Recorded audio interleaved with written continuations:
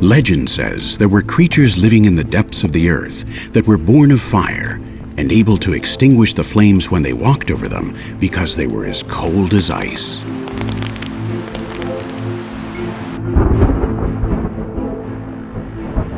Some even claimed that they were the symbol of the damned because they could suffer the flames of hell without being consumed. It was said of them that they possessed a mortal poison capable of drying fountains and ruining fruit trees. They were considered so dangerous that according to Roman law, any man who provided another man with one of its parts would be condemned to death by throwing him to the beasts. Such was their power that legend says that 2,000 horses and 4,000 men of the armies of Alexander the Great died after drinking water from a river where one of them lived.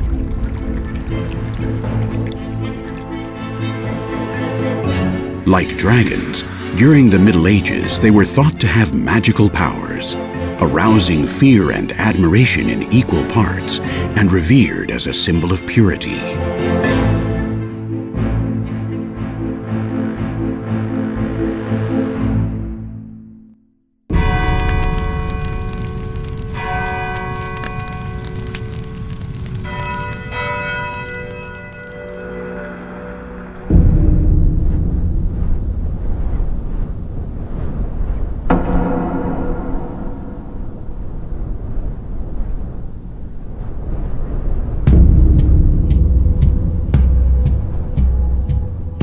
This magical creature that even today continues surrounded by mystery is none other than the fire salamander.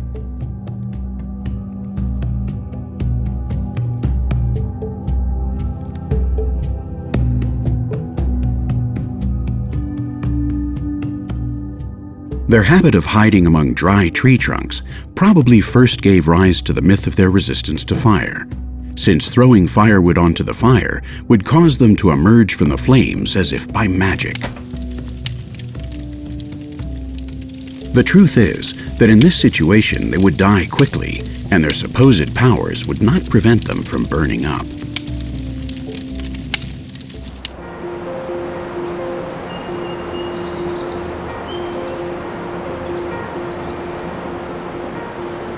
As for the terrible poison that salamanders use to poison rivers and springs, dry trees, and bite a man and kill him in seconds, none of that is true.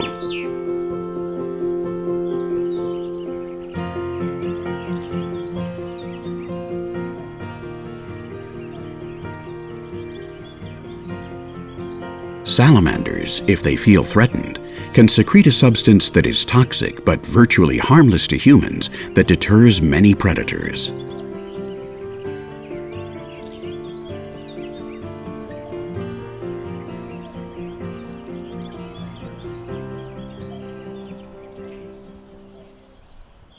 The black and yellow color pattern of the salamander is common among many species and represents an alarm signal that tells potential predators that it is better to turn around and choose a harmless prey.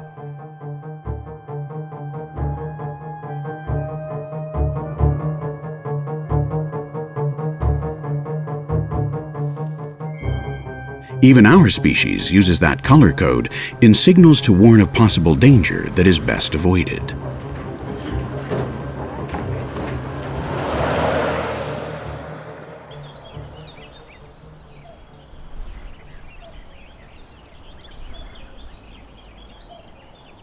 But despite toxins and warning coloration, fire salamanders may meet the end of their days as part of the menu of many animals, such as otters, birds of prey, and even vipers.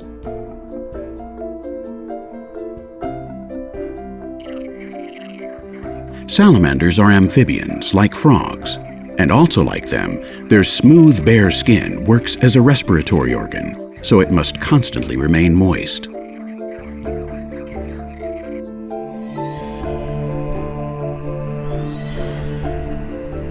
Because of this, they prefer to hide during the day, coming out on rainy and temperate nights to return to their refuges at dawn.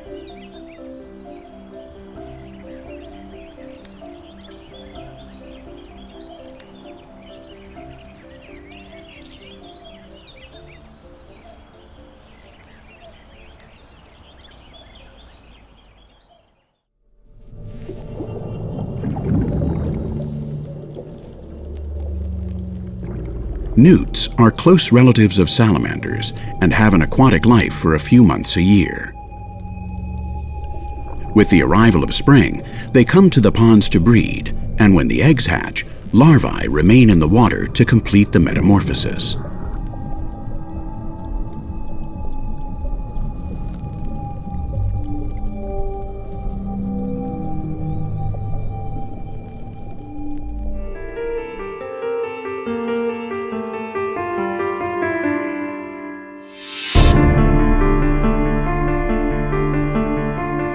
Salamanders have managed to go a step further in their evolutionary path, and although they prefer damp and shady forests, they visit the water only once they have reached the adult stage.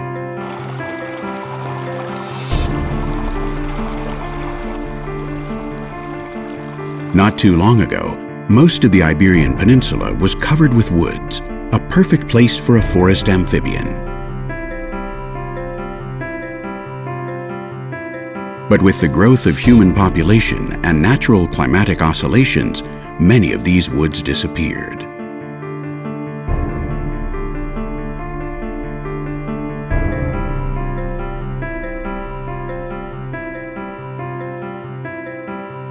And as the trees were being cut down to build towns and cities, men were invading the salamander's natural habitat and creating barriers that restricted their movements.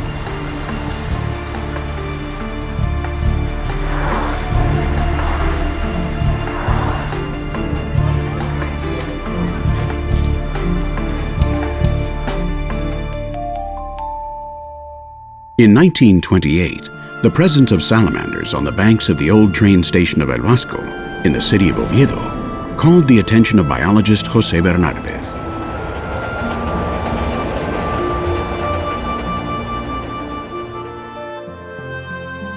Intrigued by their appearance, he picked up a few animals and sent them to Germany, where they were classified as a new subspecies named Salamandra bernardesi, in honor of their discoverer.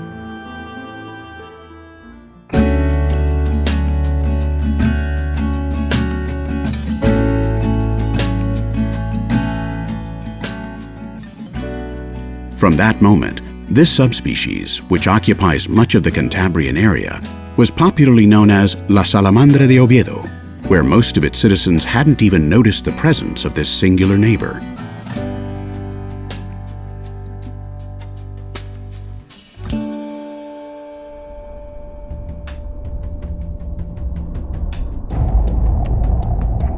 The city of Oviedo was founded in the year 761 after Christ, when the monks Maximo and Fromestano settled on the hill that is now the city's old town.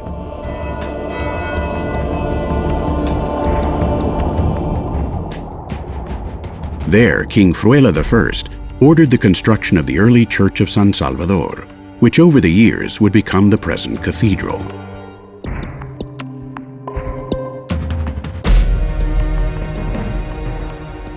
Later, Alfonso II moved the court to Oviedo, expanding it with several buildings, mainly ecclesiastical, and raising a defensive wall around it. The rapid growth of the city made necessary the construction of a second wall in the 13th century, under the reign of Alfonso X the Wise.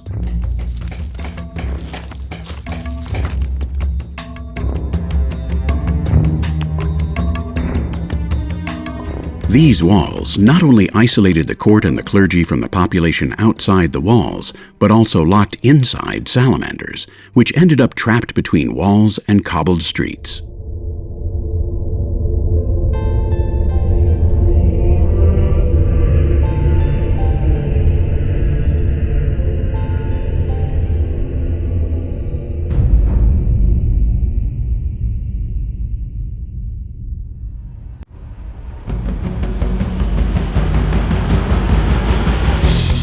"12 centuries after its founding, Oviedo has become a modern city where more than 200,000 people live, in which the asphalt and buildings have replaced the forests and meadows, leaving only a few green spots in some parks and private gardens.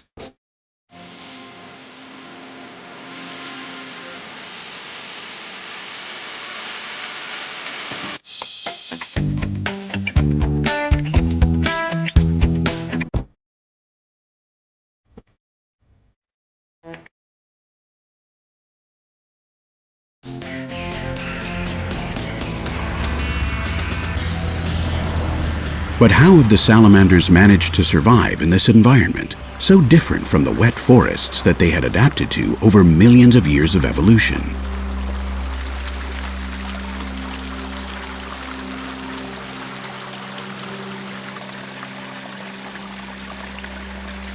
In most of their distribution range, which occupies Central, Eastern, and Southern Europe, female salamanders give birth to their young in the water, where the young remain for several months until after the metamorphosis reabsorbs their gills and allows them to venture out onto the land.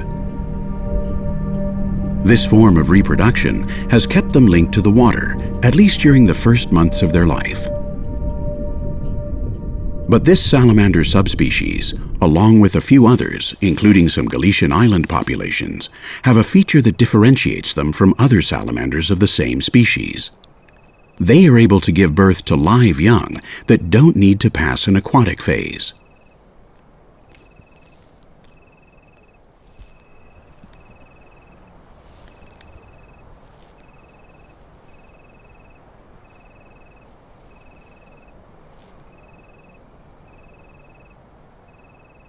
Viviparity has made Oviedo's salamanders independent of bodies of water and opened the doors to an environment in which other amphibians wouldn't have survived.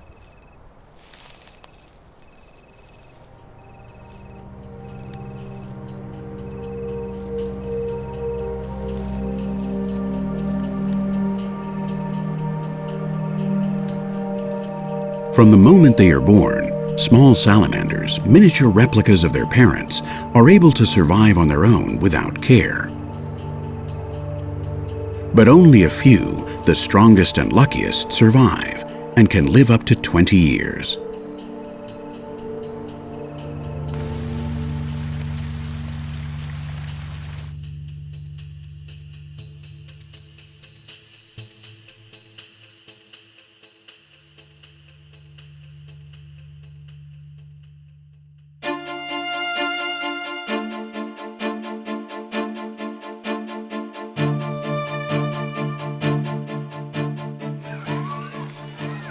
In the most unexpected places in the city, where citizens walk, play, and work, these amphibians remain hidden until nightfall.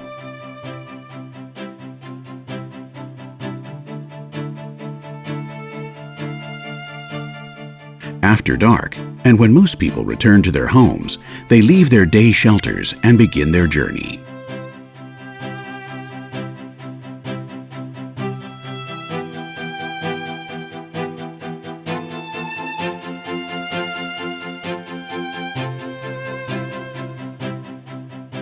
They prey on worms, snails, and small invertebrates that, like them, take advantage of the darkness to come out of hiding.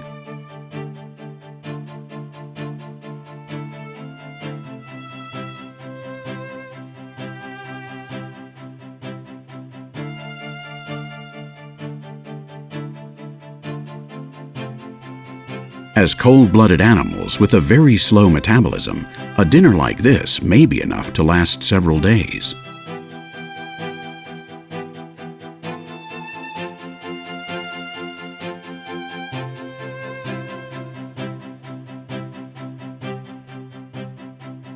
In the city, they have almost no enemies.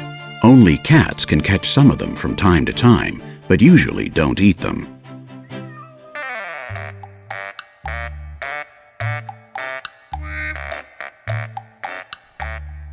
There are few animals that have moved into our towns in search of a new home, and some of them are so linked to humans that they'd hardly be able to survive without us.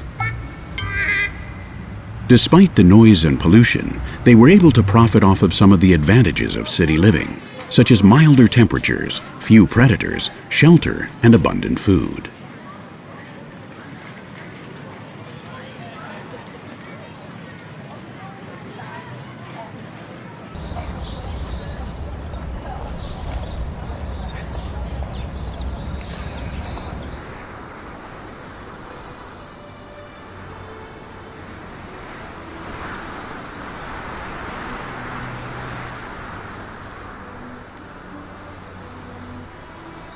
A good example of this are starlings, which in autumn and winter form huge flocks to go to sleep night after night in the city parks.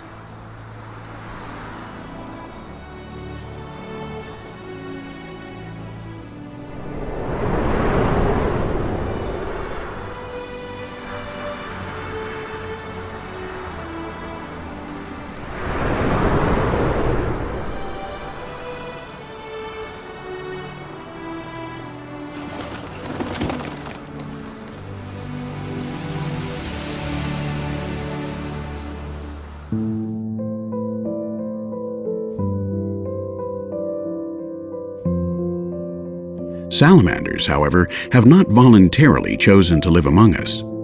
These animals were trapped in the city as it grew.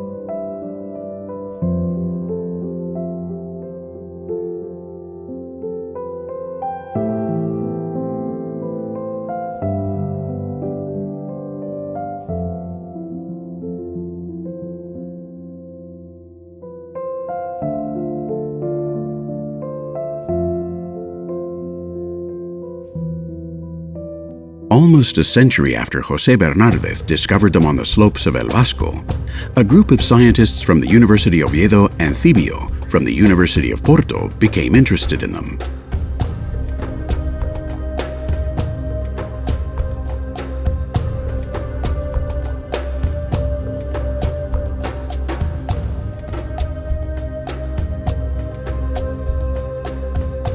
These researchers selected various locations within the city, from the old town to modern neighborhoods, where they collected samples from more than 300 individuals.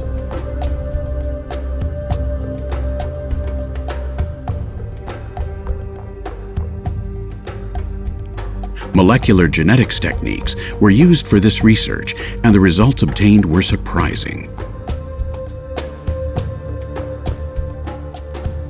The growth of the city caused the isolation of some groups, leading to genetic differentiation among them, a phenomenon that has increased over time as the possibility of connecting naturally has disappeared. Not only that, some groups didn't exceed 15 breeding individuals.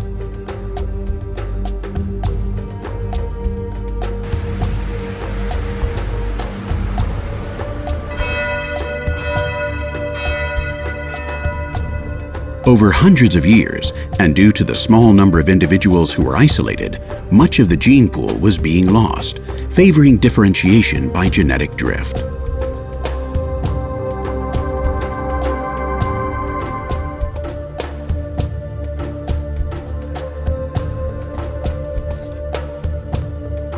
This phenomenon is a random process that occurs through the loss or fixing of an allele, a different version of the same gene, when populations are isolated at a reproductive level.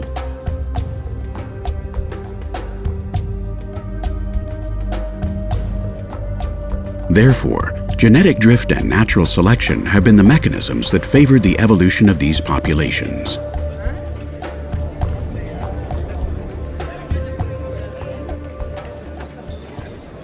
Smaller populations, and those that had been enclosed within the ancient walls of the city, showed greater differentiation, separating into independent genetic groups, in some cases less than 100 meters away from each other.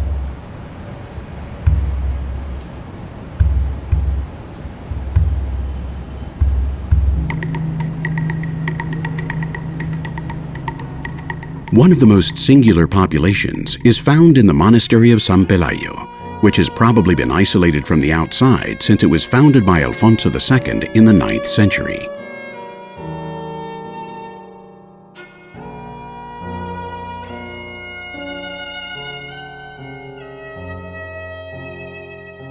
Its outer walls have remained almost intact since its construction, even during the bombings that took place during the Revolution of 1934 and the Spanish Civil War.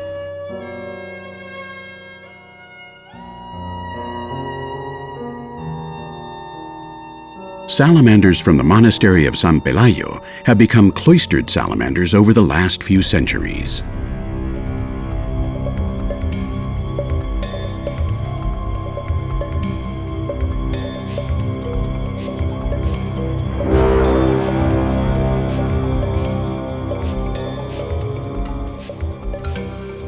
Wall to wall with the monastery is Oviedo Cathedral, definitely the most recognizable and representative building of the city. This building is a mixture of architectural styles, from the pre-Romanesque of the Holy Chamber to its unique Gothic tower.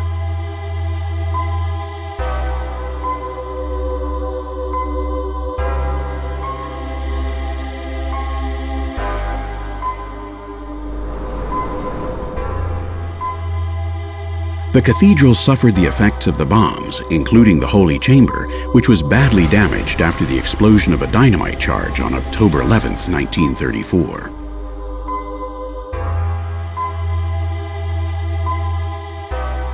A break in the walls could allow the exchange of individuals with other neighboring populations and a return to isolation after the subsequent reconstruction, which finished at the end of 1942.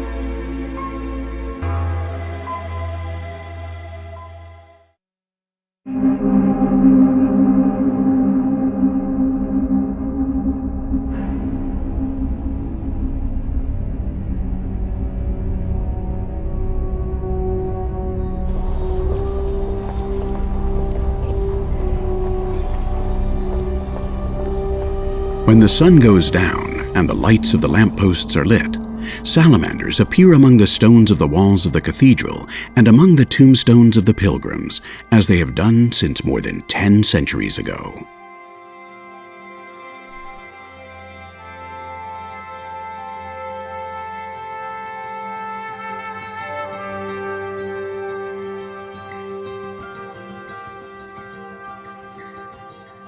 Despite their nocturnal and discreet behavior, the presence of salamanders was not lost on everyone.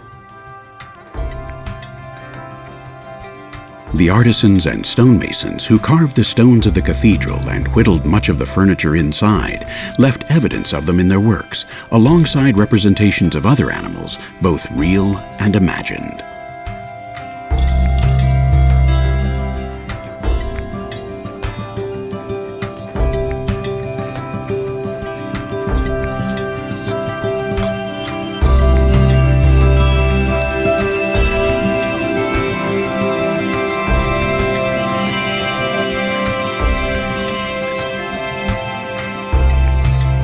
It has been a long time since the first salamanders were trapped within the walls of Oviedo.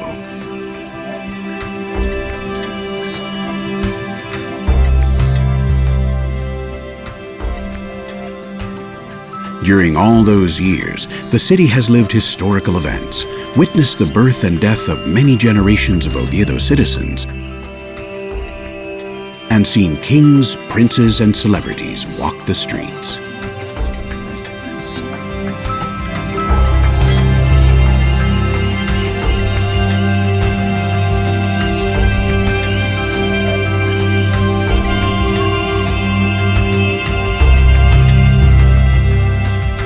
And beyond all these events, hidden among the stones of the walls held in yards and gardens, salamanders have been constant inhabitants of the city and are likely to continue living among us if we leave them in peace. They have earned their certificate of residence in the city as some of its most illustrious citizens.